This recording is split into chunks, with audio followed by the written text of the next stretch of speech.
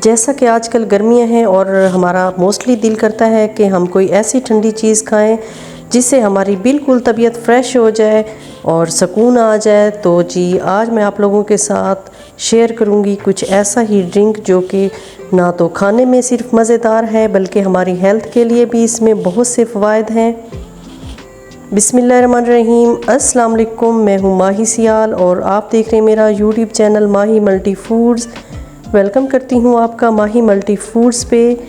जी तो आज मैं आप लोगों के लिए लाई हूँ एक बहुत ही मज़ेदार सा ड्रिंक।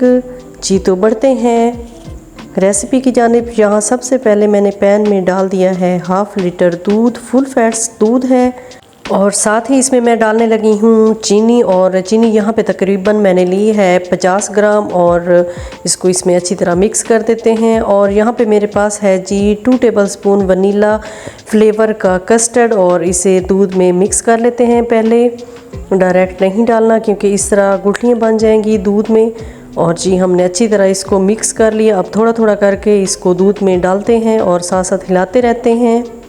माशाल्लाह इस ड्रिंक के बहुत से फ़वाइद हैं और ये हेल्थ के लिए बहुत ही फ़ायदेमंद है। ख़ास तौर पे मैदे के लिए जो इंग्रेडिएंट्स इसमें हमने इस्तेमाल किए हैं वो ख़ास तौर पे मैदे की गर्मी को ख़त्म करते हैं। साबूदाना और तुखमलंगा जो है ये हमारी हेल्थ के लिए बहुत ही फ़ायदेमंद है। मैदे को बहुत ज़्यादा ठंडा कर देने वाली तासीर है इसमें।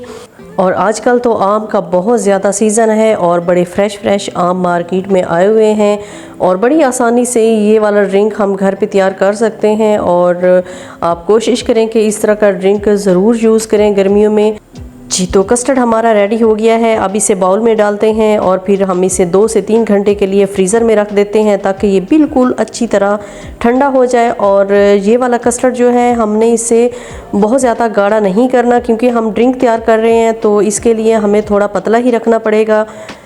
कस्टर्ड हमारा रेडी हो गया था जिसे हमने फ्रीज़र में रख दिया है। और अभी कर लेते हैं साबूदाना रेडी, जिसके लिए मैंने 50 ग्राम साबूदाना लिया है और इसे तब तक हमने पकाना है जब तक ये ट्रांसपेरेंट ना हो जाए।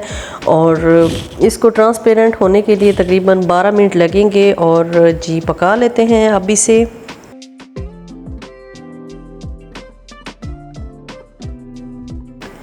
जी तो ये देखें माशाल्लाह से जो साबूदाना है वो ट्रांसपेरेंट हो गया है। और अभी हम इसे उतारते हैं और ठंडे पानी से वॉश करते हैं ताकि जो इसकी स्टिकीनेस है वो ख़त्म हो जाए। और इसको हम नॉर्मल पानी से टैप वाटर से अब वॉश कर लेते हैं। साथ ही आप लोगों से एक रिक्वेस्ट भी करूंगी, अगर आप मेरे चैनल पे न्यू हैं और फर्स्ट टाइम मेरी ये रेसिपी देख रहे हैं और आपको मेरी ये रेसिपी ज़रा सी भी पसंद आई है तो मैं आपसे रिक्वेस्ट करूंगी कि प्लीज़ मेरे चैनल को सब्सक्राइब कर दें, लाइक और शेयर कर दें, बेल आइकन ज़रूर प्रेस कर लें ताकि मेरी हर नई आने वाली वीडियो आप लोगों तक बर वक्त पहुँच सके। और जी हमने ये देखे माशाल्लाह से वॉश कर लिया है साबूदाना को और कितना ये खूबसूरत लग रहा है ट्रांसपेरेंट। और माशाल्लाह ये देखने में इतना खूबसूरत है, खाने में इसके और भी ज़्यादा फ़वाइद हैं। और एक दफ़ा मैं फिर इसे थोड़ा से पानी से वॉश करने लगी हूँ ताकि इसमें जो थोड़ी बहुत स्टिकीनेस है वो मज़ीद ख़त्म हो जाए। और दोबारा से इसको धो लेते हैं पानी से। ये देखें जी माशाल्लाह कितना खूबसूरत लग रहा है, देखने में भी ये बहुत मज़े का और ख़ूबसूरत लगता है। जी वॉश तो हमने कर लिया है साबूदाना को और अभी इसको मैं फ्रेश टैप वाटर में डाल के रख देती हूँ ताकि ये एक दूसरे के साथ चिपके ना।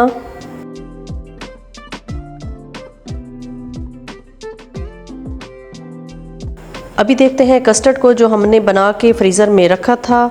ये देखें माशाल्लाह ये बहुत अच्छे तरीके से ठंडा हो चुका है।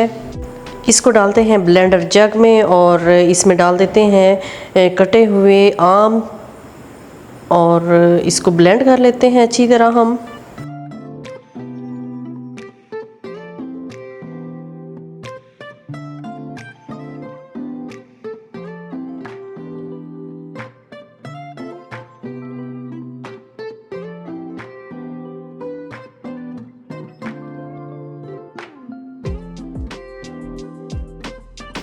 कस्टर्ड और आम अच्छी तरह ब्लेंड हो चुका है। अभी डालते हैं इसको एक बाउल में और इसमें डाल देते हैं साबूदाना जो हमने पका के रखा था।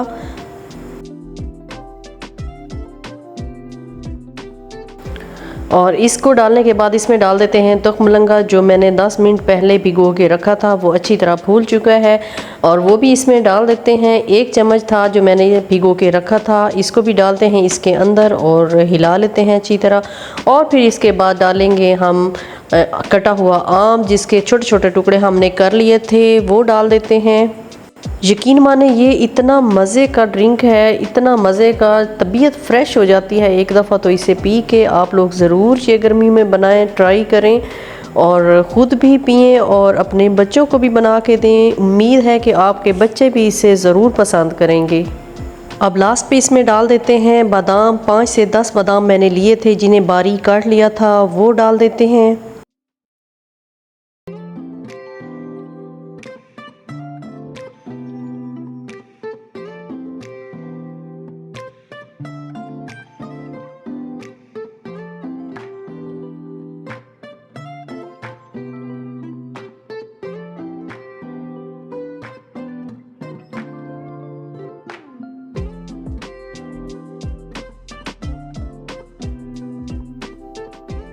कैसी लगी है आपको मेरी ये रेसिपी? अपना फीडबैक ज़रूर दिया करें, कमेंट बॉक्स में अपनी राय का इज़हार ज़रूर किया करें, ताकि कोई कमी पेशी हो तो मैं उसे दूर कर सकूं। और अभी जी लास्ट पे डाल देते हैं इसके ऊपर मज़ीद हम गार्निशिंग के लिए बादाम।